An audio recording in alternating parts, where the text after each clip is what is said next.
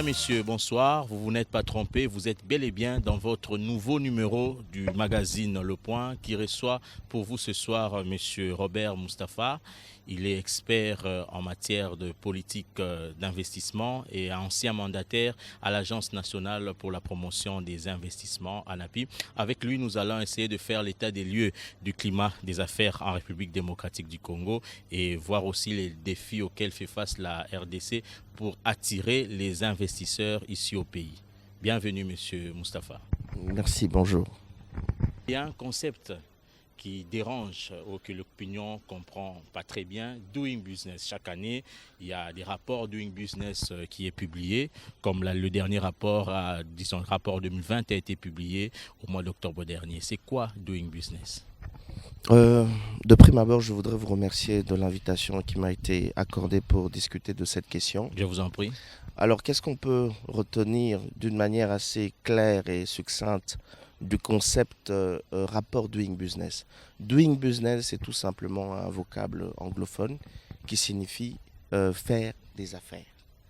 Donc, c'est un rapport qui est dicté par la Banque mondiale et qui est publié le mois d'octobre de chaque année.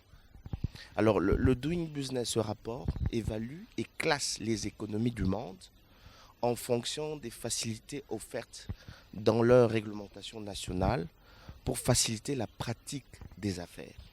En termes beaucoup plus simples, le rapport Doing Business évalue le cadre réglementaire des entreprises, des PME et des PMI et part de l'hypothèse selon laquelle des réglementations efficaces, transparentes, accessibles, permettent un développement aisé des affaires, permettent l'encouragement de l'entrepreneuriat. Et sur base de quoi la Banque mondiale publie ce rapport? Alors, l'évaluation ou la classification est faite en fonction de, en règle générale, 12 indicateurs, mais il y a 10 indicateurs qui sont réellement opérationnels. Lesquels? Alors, il faut dire aussi que ces indicateurs n'ont pas été choisis au hasard. Les indicateurs ont été choisis en fonction du cycle de vie normal d'une entreprise, en partant de sa création jusqu'à sa liquidation. Alors, vous avez, au moment du démarrage, lorsque vous lancez une activité, je dirais, d'affaires, vous devez créer votre société. Exact. Vous devez vous établir comme unité économique de droit congolais. Donc, vous devez aller créer votre société et vous avez l'indicateur création d'entreprise. Ensuite, lorsque vous créez votre société, vous devez recruter de la main-d'œuvre. Et ça veut dire que vous devez faire une relecture de la régulation du marché du travail. Donc, vous avez le code du travail. Ça, c'est au moment du démarrage. Ensuite, au moment de la localisation, vous devez avoir une adresse fixe. Soit vous êtes propriétaire, ou soit vous êtes constructeur. Alors, si vous voulez construire un immeuble, par exemple, vous devez obtenir un permis de construire. Au ministère de l'Habitat. Voilà. Si vous voulez simplement faire un transfert de propriété, vous aurez simplement, il y a l'indicateur transfert de propriété qui nous met en relation. Ensuite, si vous voulez de l'électricité, vous avez un raccordement à l'électricité si vous voulez faire une industrie. Effectivement, ici, je mentionne que c'est de l'électricité moyenne tension, pas l'électricité à usage domestique. Donc, vous avez le raccordement à l'électricité. Alors, une fois que vous avez démarré votre activité, vous avez une position, une adresse fixe, vous devez gérer au quotidien l'entreprise. Donc, vous devez payer les impôts et taxes. Donc, voilà, vous devez, par exemple, importer des équipements ou exporter. Vous avez le commerce transfrontalier. Ensuite, pour matérialiser votre projet d'investissement, vous avez besoin de financement. Et le financement, vous avez l'obtention de prêts. Vous avez également la protection des investisseurs minoritaires. En dernier ressort, lorsque vous avez un litige ou si vous êtes en faillite, il y a l'indicateur règlement de l'insolvabilité. Voilà, en quelque sorte, les quelques indicateurs qui font l'objet de l'évaluation du rapport Doing Business de la Banque mondiale. Vu tous ces critères ou ces indicateurs, l'RDC, lors du dernier rapport, est classé 183e sur 190, avec un score avoisinant les 36%. Ça veut dire quoi exactement? Avant peut-être d'aborder la question, je voulais souligner des critères un peu qui sont utilisés Mhm, dans l'évaluation de chaque indicateur. mhm. Euh, Lorsqu'on évalue une réglementation, l'objectif c'est de s'assurer que le nombre de procédures est très réduit, il y a une simplification de procédures, il y a une réduction de coûts et de délais, et de plus Pour en créer une plus, entreprise. voilà, et de plus en plus, la Banque mondiale commence à insister sur l'indicateur qualité, qualité de l'administration foncière. C'est quoi C'est-à-dire, exactement? ça veut dire quel est le service qui est rendu par les administrations. Est-ce que ces services sont des services de qualité? Au niveau, par exemple, de l'électricité, est-ce qu'il y a une fiabilité dans l'approvisionnement? Est-ce qu'il y a une transparence de tarifs? Est-ce qu'il y a une qualité dans les procédures judiciaires, etc. C'est-à-dire, en dehors des qualités, je dirais des indicateurs quantitatifs comme le nombre de procédures, comme le délai, et je parle des procédures administratives et le coût, de plus en plus, il y a un focus qui est Sur fait la qualité. au niveau de la qualité de l'administration publique et même du service public qui est rendu. Donc ça, je voulais quand même insister, avant évidemment de répondre à la question sur le dernier classement ou les résultats de la RDC dans le dernier rapport du rapport Doing Business de la Banque mondiale. Alors, effectivement, le pays a accusé un score de 36,2 en point de pourcentage dans le C'est dernier pas rapport. fameux, hein? C'est pas fameux parce que, effectivement, e donc nous sommes à la traîne. à la traîne sur les 190 économies évaluées, mais si on fait une comparaison annuelle, nous sommes passés de 35,2 à 36,2, donc il y a un accroissement de 1 point. Et si on doit faire une comparaison dans le temps, sur les 5 dernières années, effectivement, nous demeurons toujours dans le classement je dirais, dans la fourchette qui va de la 182e à la 184e place. Cela veut dire exactement quoi, tout ça?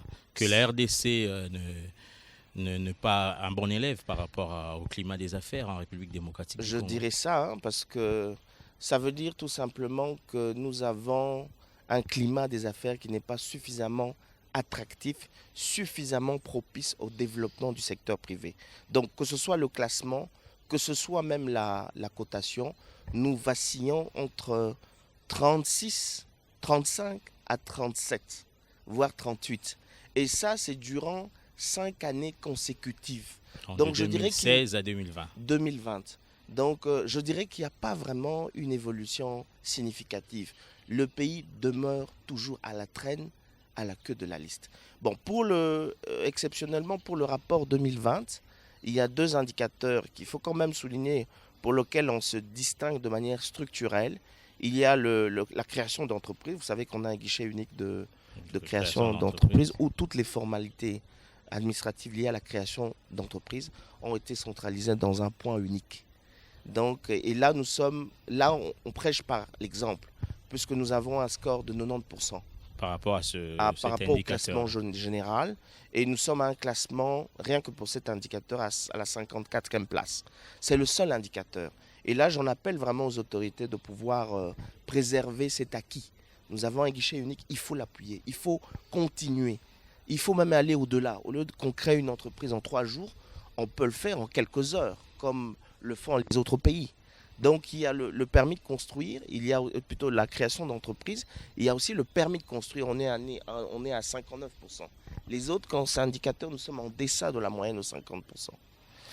Est-ce que la RDC est le seul pays africain qui est toujours à la traîne ou bien il y a des autres pays qui émergent, qui sont bons élèves par rapport à ces critères? Bon, lorsque nous faisons une comparaison avec une moyenne de l'Afrique subsaharienne, la moyenne est de 51,6%.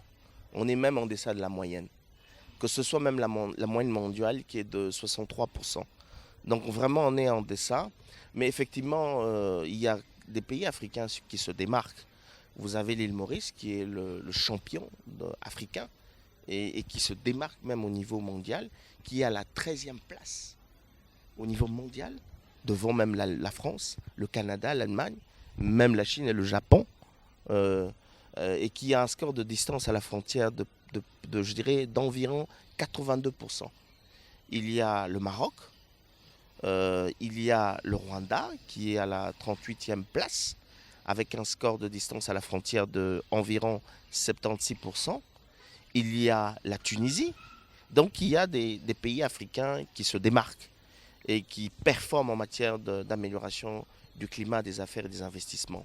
Et il faut dire aussi que en dehors du classement général et de la cotation, il y a aussi un classement que l'on fait sur les 10 pays les plus réformateurs. C'est-à-dire les pays qui ont communiqué beaucoup plus des réformes pour lesquelles la Banque mondiale en a retenu. Parce qu'il faut que je précise une chose. Oui, allez-y. La Banque mondiale ne considère pas que la réforme seulement en termes réglementaires. Encore qu'il faut s'assurer que la réforme est appliquée et a un impact sur le délai, le coût, les formalités administratives et même la qualité du service de l'administration publique. Donc, pour les pays, il y a eu pour cette année, dans le rapport de Doing 2020, il y a 4 pays qui sont dans la liste des 10 pays les plus réformateurs au monde. Il y a par exemple le Nigeria et le Kenya qui ont communiqué 6 réformes et pour lesquelles les 6 réformes ont été retenues et qui est dans le top 10 des pays les plus réformateurs. Et vous avez en dehors du Kenya, vous avez le Togo et le Zimbabwe. Donc ça veut dire peut-être qu'il ne s'est pas distingué dans le classement général, mais qui ont initié beaucoup de réformes et lesquelles réformes ont été retenues au niveau du rapport Doing Business de la Banque mondiale. Donc, il y a plusieurs pays de l'Afrique subsaharienne qui émergent dans ce secteur-là. Mais qu'est-ce qu'ils font que la RDC ne peut pas faire? Où se situe réellement le problème? Alors, pourquoi le pays est toujours à la traîne de la liste? Quelles sont les raisons fondamentales? La première raison que j'ai essayé d'épingler tout à l'heure, c'est que ils initient beaucoup de réformes. La RDC? Non, les autres pays africains. Okay. Je donne l'exemple en ce qui concerne le dernier classement du rapport Doing Business. Le pays a communiqué 6 réformes, mais il y a simplement 3 réformes qui ont été retenues. Alors que les autres ont communiqué, je dirais, en moyenne 10 réformes, et il y a 6 réformes qui ont été retenues. Ça veut dire que nos rythmes de réforme sont très faibles. Nous devons aller au-delà de 6. Il faut 10, il faut 15, en sachant que ce n'est pas les 15 qui vont être retenus. Parce que le Doing Business ne tient pas compte que de l'initiation de la réforme au niveau réglementaire, mais s'assure réellement de l'applicabilité des réformes. Donc je pense que la première faiblesse, c'est que le nombre de réformes que nous initions n'est pas suffisant pour qu'on soit dans le top 10 des pays les plus réformateurs ou pour qu'on essaye de remonter un peu plus haut au niveau du classement général. Ça, c'est la première raison. Et la deuxième? La deuxième raison qui est structurelle, qui concerne tout le pays, c'est l'application des réformes. On initie beaucoup de textes et de manière innovante, mais au niveau de l'application, il y a toujours des problèmes. Il y a certains analystes qui disent que sur les 100% que des textes réglementaires que nous initions sur la pratique des affaires, il n'y a que 10 à 20% qui sont réellement appliqués. Ce qui explique le fait que le pays est toujours à la queue de la liste. Ça fait, si on doit analyser durant les 5 dernières années, nous n'avons pas évolué. Que ce soit au niveau du classement, que ce soit au niveau de la cotation. Il n'y a pas de changement significatif. Alors, ce qui me ramène à une autre problématique, c'est de l'appropriation institutionnelle au plus haut niveau. C'est-à-dire? Ça veut dire que vous savez, les réformes sont appliquées ou sont mises en œuvre par les ministères sectoriels. Quand on parle par exemple du permis de construire, c'est le ministère de l'Habitat. Urbanisme de l'Habitat, oui. Donc ici, il faut peut-être rappeler que notre agence, l'Agence nationale pour la promotion des investissements, suit les réformes, impulse les réformes. Mais la mise en œuvre des réformes, c'est les ministères sectoriels. Et au niveau des ministères sectoriels, il y a beaucoup de résistance en ce qui concerne l'application de réformes. Et les seules institutions capables d'influencer ou de contraindre les ministères à appliquer les réformes, pour moi, c'est la présidence de la République, c'est la primature. Et donc, par le passé, je n'ai pas l'impression qu'on a eu à porter cette question au plus haut niveau. Ou peut-être que j'estime que ça n'a pas été suffisant. Ça n'a pas été suffisant. Donc, si je comprends bien, M. Moustapha, vous souhaiterez que l'ANAPI soit sous tutelle de la présidence ou peut-être de la primature? Bon, il y a beaucoup de modèles. Il y a beaucoup de modèles. Je ne veux pas me focaliser sur un modèle. Je prends par exemple le modèle rwandais, le Broad Development Investment. Le modèle rwandais, en fait, l'ANAPI est considérée comme un ministère. L'ANAPI, c'est une institution qui est complètement autonome, qui a une très grande influence et qui est directement rattachée à la présidence de la République. Et quand on voit les résultats du Rwanda, qui dégage un score de 76% et qui est 38e dans le classement général comparé à la RDC, il y a de quoi s'en inspirer. En dehors du Rwanda, vous avez le cas du Maroc, par exemple, qui est dans le top 5 des pays africains et qui a mis en place un Conseil national de l'environnement des affaires. Ce Conseil national est présidé par le Premier ministre. Et ce cadre de concertation évalue au quotidien les réformes et est une force de proposition. Dans cette plateforme, vous avez à la fois le secteur public et le secteur privé. Vous avez un autre cas de la Tunisie, qui est également dans le top 5 des pays qui se distinguent au niveau africain, qui a mis en place ce qu'on appelle un Conseil supérieur de l'investissement, toujours présidé par le Premier ministre, et qui suit au quotidien, bien sûr, la dynamique des réformes. Donc, je pense qu'on peut voir dans quelle mesure s'inspirer de ces meilleures pratiques qui ont fait leurs résultats et pour lesquels les pays se classent dans la liste des pays qui performent en matière du climat des affaires et des investissements. Parce qu'il ne faut pas oublier que c'est un rapport que les investisseurs utilisent pour jauger la température du climat des affaires d'un pays. Et donc, lorsqu'on est à la queue de la liste, ça veut dire pour les investisseurs, il y a beaucoup d'obstacles en matière d'environnement des affaires. Et ça peut être source de détraction ou de résistance. Pour dire, bon, effectivement, les ressources naturelles ne suffisent pas. Encore qu'il faut régler les questions de gouvernance. Il faut s'assurer que l'environnement des affaires est complètement assaini, il est propice à l'investissement et qu'il y a moins d'obstacles. Donc, je pense que oui, pourquoi pas.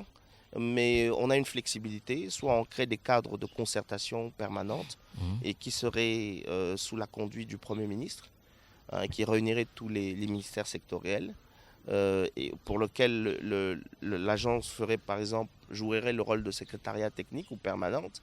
Vous avez aussi un autre modèle où on peut directement rattacher la présidence, plutôt l'ANAPI à la présidence, évidemment en s'assurant que lorsque une directive est donnée par le président de la République, cette directive sera suivie à la lettre au niveau des ministères.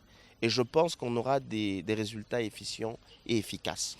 Et le 26 janvier, dernièrement en tout cas, le 26 février, voulais-je dire, le président de la République a mis en place une cellule climat des affaires. Est-ce que c'est dans la logique de faire comme le Rwandais ou les Marocains, qui avaient une structure rattachée au président de la République et des structures qui ont montré aussi, qui ont donné des fruits? Je pense au niveau de la forme, c'est une très bonne chose. Ceci prouve à suffisance que la question du climat des affaires et des investissements a un intérêt particulier pour la présidence de la République, pour le président de la République. Ça veut dire le fait d'avoir nommé un coordonnateur et créé une cellule, la présidence veut faire un focus sur le suivi de l'amélioration du climat des affaires et des investissements. C'est une très bonne chose. Maintenant, la grande question qui peut être, ou la grande préoccupation à ressortir, c'est que quelle est l'interaction qui va exister entre la cellule, l'ANAPI Et n'oubliez pas que l'ANAPI dépend d'un ministère, Le ministère des Plans. un ministère de tutelle, c'est le ministère du Plan qui est une vice-primature. Alors comment est-ce que l'interaction institutionnelle va se faire? C'est ça la plus grande question. Raison pour laquelle c'était d'ailleurs ma prochaine question. Il n'y aura pas chevauchement entre l'ANAPI, la cellule climat des affaires de la présidence, le ministère du Plan. Il n'y aura pas chevauchement.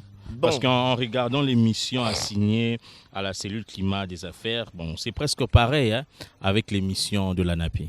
Non, écoutez, les compétences étant d'attribution. La mise en œuvre des réformes, le pilotage de réformes, c'est le gouvernement, avec ses structures techniques. Et la coordination et le suivi, c'est la présidence. Donc ça veut dire que le gouvernement aura une interface qui va permettre de suivre au quotidien toute la dynamique des réformes. Mais je pense qu'on peut encore mieux faire. On peut créer, comme je l'ai dit tout à l'heure, un cadre de concertation qui serait soit sous le pilotage du président, soit sous le pilotage du Premier ministre. Comme ça, on réunit tous les acteurs et on suit en temps réel toutes les questions liées aux réformes sur le climat des affaires. On peut également associer le secteur privé. Nous avons la FEC qui est là, qui a tout un département qui gère également ces questions. Donc je pense que c'est possible d'améliorer le mécanisme de coordination de toutes ces institutions. Je vous ai tout à l'heure cité le cas, on peut s'inspirer du cas du Maroc, on peut s'inspirer du cas de la Tunisie, ou encore on peut s'inspirer du cas du Rwanda, qui ont un classement assez exemplaire et qui réalisent des performances allant au-delà de 70%. Donc je pense que c'est possible, il faut trouver le meilleur agencement institutionnel pour éviter évidemment des chevauchements, pour éviter des incompréhensions qui risquent de retarder la dynamique des réformes en matière du climat des affaires et des investissements. Parce qu'un coordonnateur à rang de ministre, vous avez le DG et vous avez la VPM qui s'estime être plus préséant que le coordonnateur. Donc je pense qu'on peut trouver un meilleur arrangement et le rôle de la cellule, en tout cas si j'ai bien saisi, c'est plus dans le suivi, dans la coordination, dans le plaidoyer, évidemment avec le gouvernement. Parce que n'oubliez pas, le gouvernement a pour rôle de mettre en œuvre l'action gouvernementale ou la politique quinquennale du chef de l'État. Donc je pense qu'on peut trouver un meilleur agencement, mais la présence de l'un n'affecte pas le rendement de l'autre. Au contraire, ça renforce l'efficacité parce que c'est un signe d'intéressement d'une question qui jadis n'était pas suffisamment portée au plus haut niveau. Aujourd'hui, concrètement, parce que nous étions plus à la théorie, concrètement, qu'est-ce que la RDC doit faire pour essayer d'attirer les investisseurs en République démocratique? Comme vous le savez, le chef de l'État tient à créer une classe moyenne en RDC. Et pour cette création, il faudrait qu'il y ait aussi beaucoup d'investisseurs. Ma première proposition, c'est qu'il faut, je dirais, améliorer la dynamique des réformes. Il faut multiplier le nombre de réformes. Et pas n'importe quelle réforme, des réformes en profondeur, des réformes de structure. Parce que si nous multiplions le nombre de réformes, nous avons l'avantage d'être classifiés dans le top 10 des pays les plus réformateurs. Et c'est un signe positif que l'on envoie au niveau des investisseurs qui sont intéressés par la RDC. Donc il faut multiplier la dynamique des réformes. Beaucoup de réformes de structure, beaucoup de réformes en profondeur. Et ça, je suggère à l'ANAPI, plutôt que de se limiter à communiquer 6 réformes chaque année au niveau du rapport Doing Business de la Banque mondiale, il faut aller à 10, il faut aller à 15. Aujourd'hui, la RDC a besoin de réformer surtout quoi exactement? Non, tous les secteurs sont à réformer. Un des secteurs importants, c'est la fiscalité. La fiscalité, surtout la parafiscalité. On a beaucoup de taxes et impôts. On a beaucoup de régies financières. Pourquoi ne pas arriver à créer un seul interlocuteur entre le secteur privé et l'État? Donc, et aussi avec la question du découpage, de la décentralisation. Nous avons aussi des provinces qui ont besoin des moyens de leur politique et qui instaurent des impôts. Donc il y a véritablement un sérieux problème au niveau de notre fiscalité. Il y a beaucoup de secteurs. Hein. Et il y a aussi la question du financement. Oui. Avec les banques. Nous avons des banques commerciales. Mais les crédits que les banques accordent, c'est des crédits à court terme. Le développement n'est pas limité au crédit à court terme. L'agriculture, c'est une activité de long terme. On développe un pays avec les activités de long terme, pas avec les activités de court terme. Ce n'est pas le commerce qui va développer ce pays, c'est l'agriculture qui va développer. Il nous faut des banques agricoles, il nous faut des banques d'investissement, il nous faut des banques d'habitat. Donc il y a beaucoup de secteurs à réformer. Il y a beaucoup de réformes, mais il faut aller dans la réforme et il faut une implication des autorités au plus haut niveau pour que les réformes que nous initions soient réellement appliquées et pour que ces réformes portent des fruits. Parce que si le cadre, l'environnement des affaires est suffisamment assaini, il va être attractif. Il va encourager les PME à se formaliser, à rester dans le formel. Parce qu'une des raisons principales du fait que le taux, je dirais, le fait que les entreprises se retrouvent dans l'informel, c'est au fait qu'il y a beaucoup d'obstacles, beaucoup de tracasseries. Alors si on arrive à créer un cadre suffisamment incitatif et propice, on va encourager suffisamment l'entrepreneuriat local et on va aussi s'attirer des gros investissements, des investissements de haut calibre qui vont nous apporter des capitaux importants. Donc ça, c'était la première proposition. La deuxième proposition, c'est qu'il faut absolument qu'il y ait une forte appropriation. Je l'ai dit tout à l'heure. Il y a un problème d'applicabilité des réformes. Il faut que les autorités, que la question de réforme soit portée au plus haut niveau. On salue la création de cette cellule, mais je crois qu'on peut aller encore plus loin. Il nous faut un cadre de concertation permanent pour suivre au quotidien, soit une troïka stratégique. On peut suivre l'exemple du Premier ministre Matata qui avait créé une troïka stratégique, qui avait créé même des groupes thématiques sur lesquels il suivait des thématiques comme le climat des affaires au quotidien. On peut s'en inspirer. On peut voir des modèles comme le Maroc, la Tunisie. Dans la troïka, là, vous voyez la cellule du climat des affaires, l'ANAPI et le ministère du Plan. Voilà, donc ça veut dire quand on a une feuille de route, et chaque feuille de route détermine les réformes qui sont retenues et les ministères qui sont concernés. On appelle les ministères, l'ANAPI fait le secrétariat, on a la cellule qui est là, nous avons la vice-primature du plan. Qui a en charge les questions d'investissement. On les met tous ensemble. Ils peuvent se réunir au moins 2 fois le mois pour suivre au quotidien. Les ministères qui feront une résistance, seront sanctionnés par le Premier ministre. C'est lui qui coordonne l'action gouvernementale. Ou bien, si c'est au niveau du président, on sanctionne, on change. Et ça va me permettre de rebondir sur une autre proposition, c'est la sanction. La sanction. Donc, pas question d'impunité. Le vol, malheureusement, est devenu comme une pratique normale. Il faut qu'on arrive à sanctionner. Tant qu'il n'y aura pas la sanction, la vraie sanction, effectivement, il y a la sanction positive et la sanction négative, on n'aura pas de changement. On n'aura pas de changement. On est en train de consacrer une culture d'impunité. Ce qui est grave pour un État qui se veut émergent à l'horizon 2030. Il est important qu'on puisse réhabiliter ce que je dirais la chicote. Il faut chicoter. Mais évidemment qu'il faut une sanction. Ceux qui se démarquent, il faut les encourager. Il faut encourager la culture de la méritocratie. Ceux qui ne se démarquent pas, qui sont contre-performants, à mon sens, il faut les sanctionner et les remplacer. Il faut les remplacer. Et ça, vraiment, j'insiste beaucoup parce que c'est une des grandes faiblesses du manque d'applicabilité des réformes. Il n'y a pas suffisamment de sanctions. Et je pense que s'il y a la sanction, on peut améliorer beaucoup de choses. Aujourd'hui, la République démocratique du Congo a besoin d'investissements dans quel secteur exactement? Écoutez, tous les secteurs sont ouverts. Hein, prioritaires. Tous les secteurs ouverts. Si on essaie d'analyser un peu les secteurs moteurs de la croissance économique, vous avez les mines, vous avez l'agriculture, vous avez l'industrie, vous avez le commerce, vous avez la construction. À mon sens, on parle beaucoup plus de la diversification. Ça veut dire qu'il faut quitter des secteurs où les ressources ne sont pas renouvelables, comme les mines. À un moment donné, les mines vont s'épuiser. Il faudra aller vers les secteurs où nous avons des ressources Comme renouvelables. l'agriculture. L'agriculture, comme l'énergie. Je pense qu'il faut une diversification et c'est quand même aberrant pour un pays qui a un potentiel énorme de 80 millions d'hectares arables.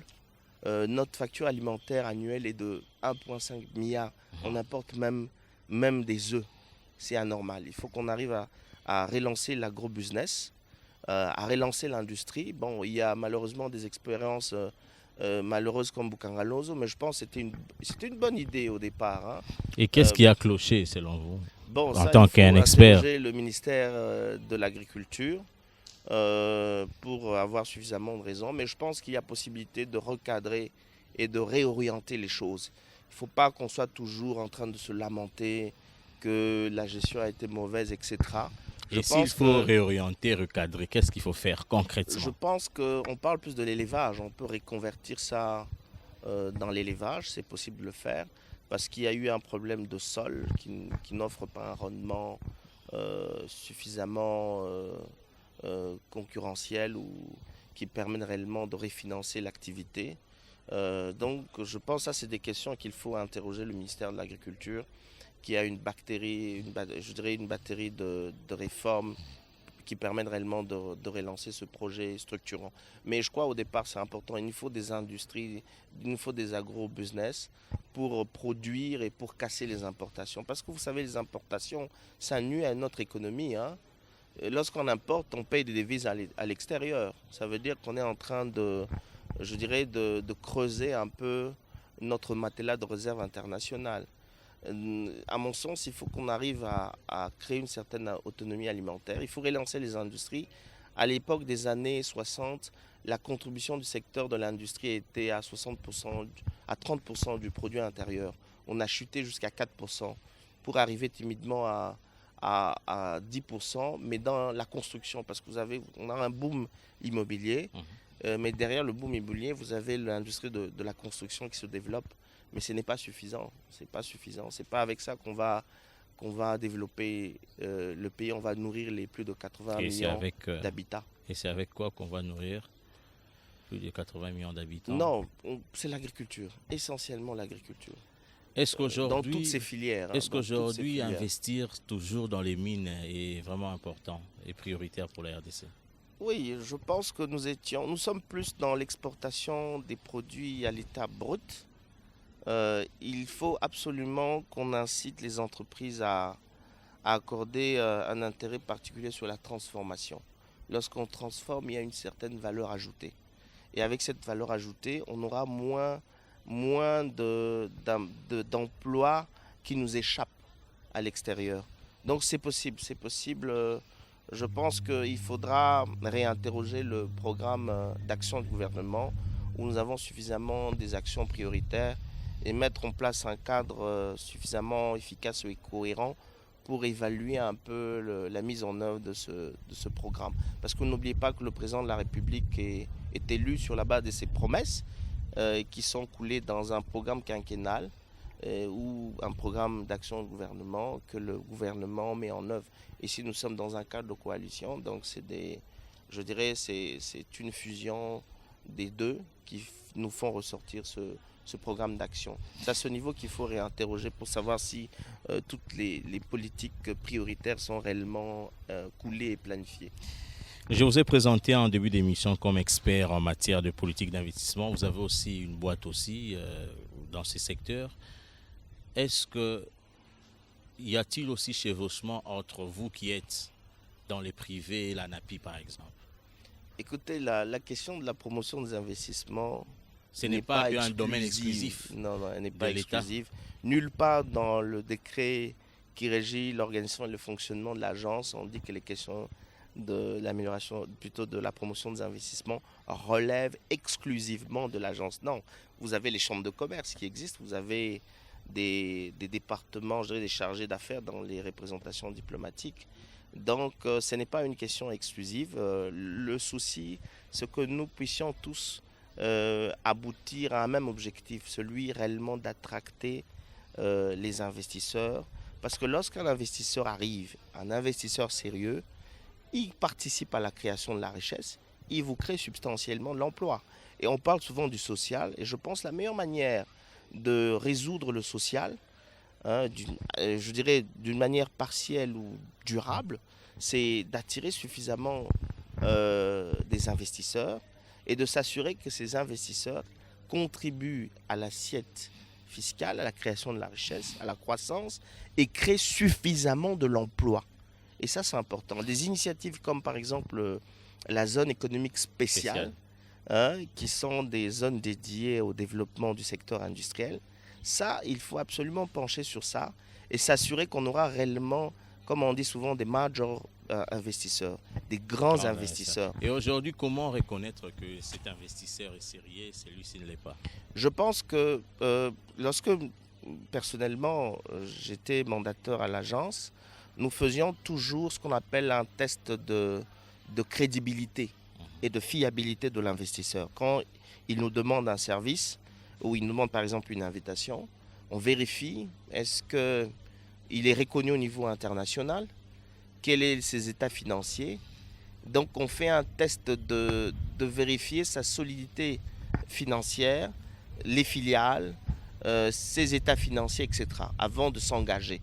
Parce que vous pouvez faire affaire aussi à des intermédiaires qui cherchent toujours à se retrouver. Il y a beaucoup de gens qui s'improvisent experts dans le domaine.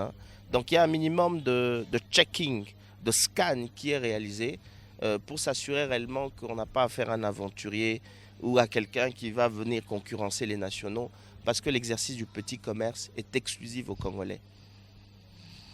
Est-ce que vous croyez que d'ici quelques années, la RDC peut vraiment être un bon élève en matière d'affaires en République, disons dans le monde entier? Je reste optimiste et je pense que tout est une question de volonté et surtout insister sur les sanctions. Si on applique réellement la sanction, on aura des résultats escomptés. Sanctions à l'endroit des institutions qui ne respectent de tout le pas, monde, qui ne mettent pas en application les principes. Tout à fait. La sanction, elle s'adresse à tout le monde. On parlait des coulous en cravate. Il faut également appliquer les sanctions à cette couche des leaders politiques. Donc la sanction, elle est impersonnelle, elle s'applique à tout le monde. Je pense que si on mise sur la sanction, on mise sur une bonne coordination des politiques, on mise sur une bonne collaboration entre institutions, il est possible. On a tout le potentiel. Le potentiel est là. C'est une question de gouvernance qu'il faut simplement améliorer et je pense qu'on va prendre le bon train.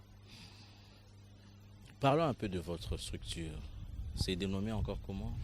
C'est Investment Deer, c'est une structure de consultance en investissement. Une structure de consultance en investissement, sa création, quelle a été la motivation? Parce que vous étiez d'abord, je le disais tantôt, mandataire à l'ANAPI, mais vous avez constaté une faiblesse au niveau de l'ANAPI, raison pour laquelle vous avez créé cette structure ou comment? Non, pas du tout. Vous savez que ce n'est pas toujours aisé de comparer le secteur privé et le secteur public. L'ANAPI, c'est... Et quelle était vraiment la motivation? Non, la motivation, c'est que nous avions accumulé une expérience. Et d'une manière générale, vous savez que la pratique des affaires est lourde au niveau du gouvernement. Il y a toujours cette lourdeur qui existe, bien qu'il y a des efforts qui sont faits pour améliorer. Et donc, considérant un peu le poids du secteur privé en termes de relance de l'activité économique, on est à environ plus de 20% du produit intérieur brut.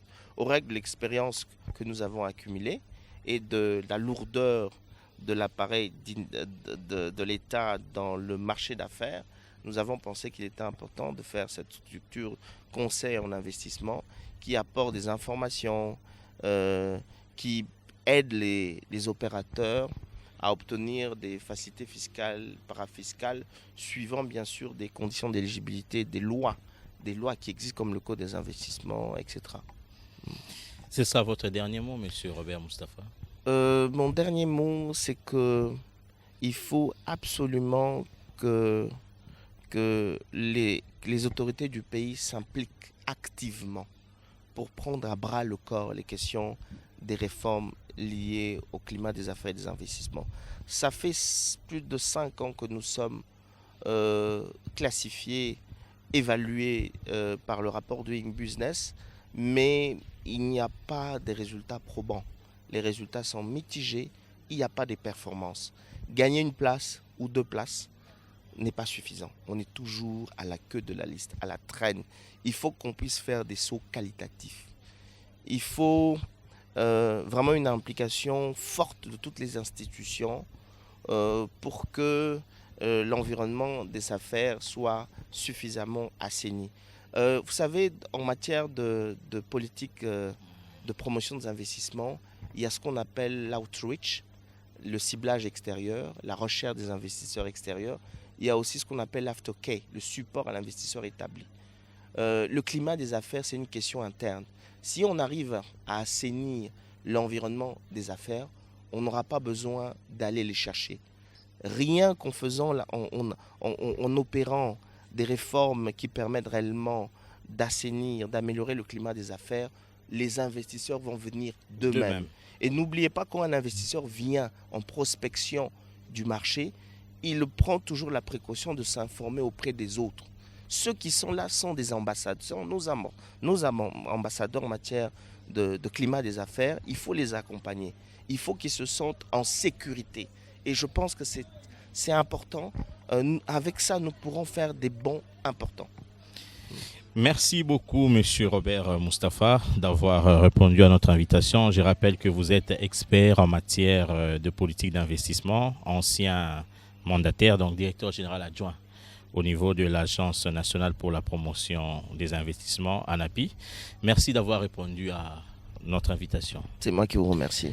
Merci à vous également, chers téléspectateurs, d'avoir suivi cette émission. Nous nous retrouvons la semaine prochaine avec le même plaisir. Au revoir.